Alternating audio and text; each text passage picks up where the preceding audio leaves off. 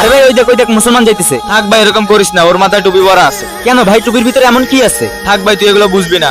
আচ্ছা আমি যাই, পরে দেখা হবে, আল্লাহ হাফেজ। রে ভাই, অন্ধ নাকি? মানিব্যাগটা নিয়ে দাও। ধন্যবাদ ভাই।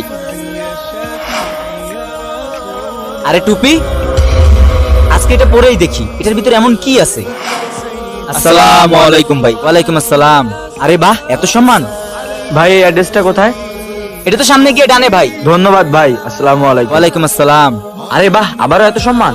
এই ধর, ধর, ধর, ধর, ধর। ভাই ভাই ভাই, আমাকে ওই লোকগুলো থেকে বাঁচান না ভাই। আরে এখানে তো হুজুর, পালাও পালাও পালাও। কিন্তু ভাই তুমি আমার কাছে কেন সাহায্য চাইতে আসছো? কারণ ভাই আমার আম্মু বলছে যদি কখনো কোনো বিপদে পড়ে যার মাথায় টুপি দেখবি তার কাছে যাই সাহায্য চাবি, সে তোকে সাহায্য করবেই করবে। শেষ পর্যায়ে আমি টুপির মর্যাদা বুঝতেই পারলাম।